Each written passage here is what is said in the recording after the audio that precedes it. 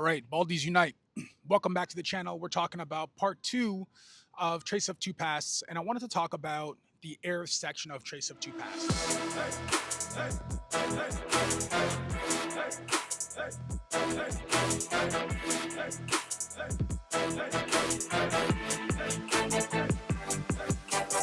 Because oftentimes people like to ignore what's actually said in the book.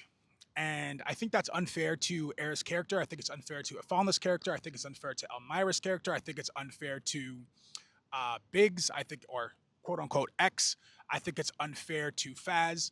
And I wanted to kind of talk really quickly about Trace of Two Paths for Aerith's part. Trace of Two Paths, for those who don't know, is the book that was made for 7R series. I say 7R series because it's not part of the original compilation, it's part of 7R.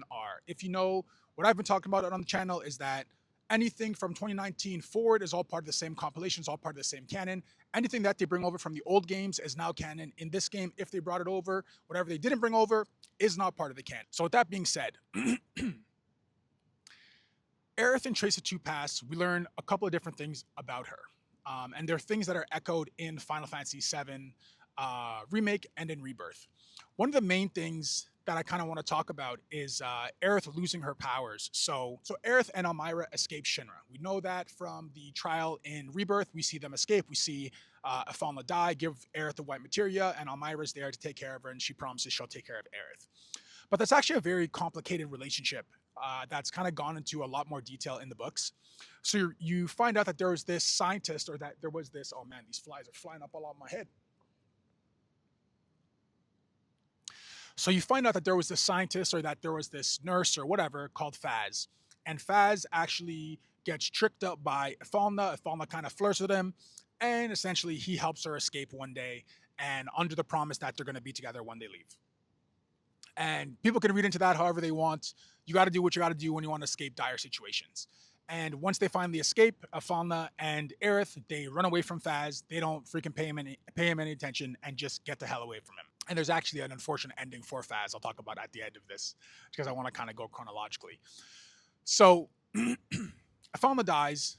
Hojo grabs her body at the train station, and after does all of his experiments, and he pretty much mutilates her body, takes her cells, takes her organs in his attempt to reproduce an ancient, which is his overall goal in Final Fantasy VII. He wants to be able to create a clone of an ancient so that it could lead him to the promised land, and also so that it could free Jenova.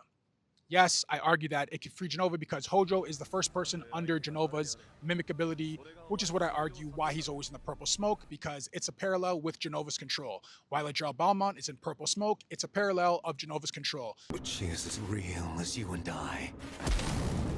And she is coming. Her resurrection is nigh. You know what must be done. She cannot be allowed to return. When Sephiroth does his axe and you see the mask go from Jenova to Sephiroth when we're at the Shinra headquarters, it's to show a parallel that this person's being controlled by Jenova. For those who don't want to get on board with that, that's fine. You can argue it as much as you want. That's generally what I believe, because I don't think they would show so many elements of the purple smoke, the purple beings, turning into Jenova clones, turning into control mindless zombies, and it not be that they're under Jenova's control. But I digress. So we see Aerith as a child leave with Elmira. Elmira lives in that house. Aerith is there, helps push the flowers. But Aerith was a very kind of fun, loving new kid on the block. So what did she do when she was the newest person on the block? What she did is she would hang out with a lot of the other kids. And a lot of the other kids were the kids from the orphanage that we actually go through in 7 Remake. When we're going kind of back and forth between Aerith's house, we see that there's an orphanage there. When Biggs dies, and then after comes back, he's found in the orphanage, because we find out that Biggs actually runs the orphanage because Biggs was an orphan at that same orphanage. But in the books, we learned that his name was X. We learned that he actually came to help and save Aerith. And it's actually unfortunate that in Final Fantasy VII-R, we don't ever actually see Aerith reconnect with Biggs, because I think that would have been a huge kind of very cool scene where they're together and like, oh wait, I remember you. You're X. You saved me from Marcellus back in the day. Because Biggs beat up Marcellus, who was bullying Aerith when Aerith wasn't sure which name she was going to use, because she was still deciding if she should stay hidden or not stay hidden, before kind of she found out that Sung and the Shinra Corporation already knew where the heck she was. Anyways, Elmira's part of this huge turf war, and essentially it's over Aerith and Aerith's safety, and Aerith starts to lose her powers. why does she start to lose her powers? It's not specifically said why she starts to lose her powers, but there is a clear element from the books that tell us she is losing her powers, because when she ends up being at her house, Elmira's house, her mother starts visiting her less and less frequently. And it's something that she talks about I'm losing these powers. The reason that she explains to Tifa how she starts losing her powers in Final Fantasy VII Rebirth is she tells her that it's because of the whispers. But we know through the book that she was already starting to lose her powers, losing her connection with the Cetra, losing her connection with the Ancients. So it's not very clear if it was specifically just the whispers or if she was already losing her power from some sort of other force that might have been using some of her ancient abilities to control the timelines, control the worlds. Won't get into that right now, but just keep that in the back of your mind. So we learned that she's losing, man, these flies are fucking huge, killing me right now. So we learned that she's losing her powers. We learned that she becomes friends with the kids at the orphanage. And we learned that as she's growing up, she gets into disputes, gets into arguments with her mom. So eventually it gets to the point where she runs away from home. She's like, whatever, I'm just going to run away. I'm going to go to the church, because the church was the first place that Athalna wanted to run away with Aerith to. So on her way to run into the church, she runs into this lady, and she kind of recognizes Aerith because, from what we don't know, she's actually dating Faz now. Faz finds out where Aerith is running to, meets her at the church, shows up at the church, tries to kidnap Aerith. Elmira comes in with a gun, blasts Faz. Faz dies. Spoiler alert, he did. And Elmira says, this is the church where we used to go to. This is how we prayed to the old gods, or to how we used to pray back in the olden times. So this is the first ever time that we see Aerith learning how to pray, and somebody actually walking her through how to pray. And if you remember, right when she's at the altar, she's saying, I don't really know how to pray. I've never done this before. I don't know if this is going to work, blah, blah, blah. So that's kind of a parallel with what Elmira was teaching her, with what she's trying to learn and discover on her own, in her overall idea and hope of summoning the white materia wholly to protect the world from Meteor, from Sephiroth, Jenova, all that stuff. But what we find out is that in the book, right where the game kind of parallels with the book, is the part when we're in Casa del Sol, when Aerith and Tifa are hiding in the Shinra outfits when we just got over from the parade. And Aerith tells Tifa, I hope next time we could talk a little bit more about boys. And Tifa's like, huh, boys? And something that they removed from the game, which is in the book, is yes. Aerith says, yes, about boys, so I can tell you about my first love. And that's where in the game, Cloud walks in right before she even says that piece of dialogue. So if you never read the book, you don't know that that Aerith was about to tell Tifa about her first love, Zack, and why Zack is so important to her, and why Zack and Aerith are a thing. A lot of people seem to misinterpret the whole idea of Cloud and Aerith, and I'm just trying to help you find your true self. And I'll go into that in a very specific, separate video. But the whole idea of Cloud finding his real self is for Cloud to find himself pre-Jenova experiment Cloud. That is the real Cloud that everybody's trying to find. It's the Cloud that Sephiroth's trying to find. It's the Cloud that, well, in a complicated way, it's the Cloud that Tifa's trying to find. It's the Cloud that Aerith's trying to find. It's the Cloud that Cloud himself is trying to find when he's speaking to himself, when he falls through Aerith's roof and he says, who are you?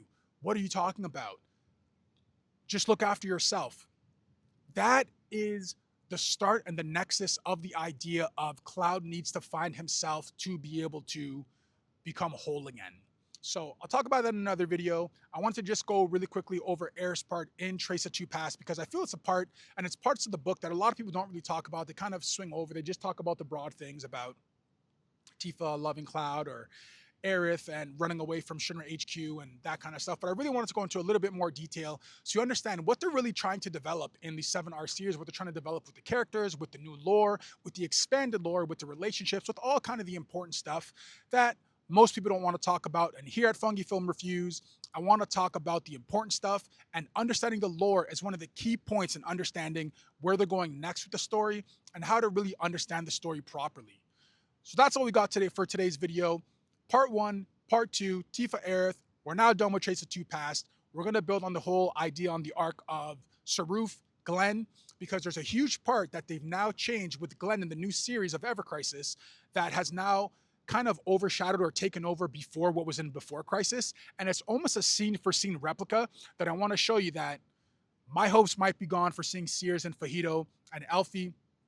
Even though Elfie's referenced in the book Trace of Two Pasts, I think that they've now changed their kind of ideas and have implemented the three exact people, a boy, and a girl, Matt, Lucia, and Glenn, now replace Sears, Fajito, and Elfie. And the big reveal of that is Rufus. So, major reveal that we just got in Ever Crisis, which confirms the story from Before Crisis. And I might have been wrong, might not have been wrong about Viceroy Saruf. But essentially what we learn in the newest part is that Saruf is not a real person. It's not Rufus. It's not Glenn. It's an imaginary character that they made up to make everybody kind of unify behind one idea of attacking Shinra. And what you'll realize in the scenes by Glenn, which I'm going to talk about in my Glenn video, is the slogan, "Down with Shinra," which if you've played Before Crisis, that is the main thing that the Sparrows say, that Avalanche says when they're going against Shinra. They say, "Down with Shinra." And that was echoed again in Final Fantasy VII Ever Crisis, Glenn's last part. And I thought that was a beautiful Easter egg to show homage to the Before Crisis people and to show that Avalanche and the ideas of countering Shinra have always been there from the Wutaians. And I'm going to go into deeper detail about that, about Glenn, about Rufus. And I wish I would have got the Rufus video out before they revealed all this, because I would have been spot on. But you got to do what you got to do. I'm sweating. It's hot. That's all we got right now. Catch you guys on the next video. And as always, if you disagree with anything that I said, let's argue about it in the comments. Hey, hey.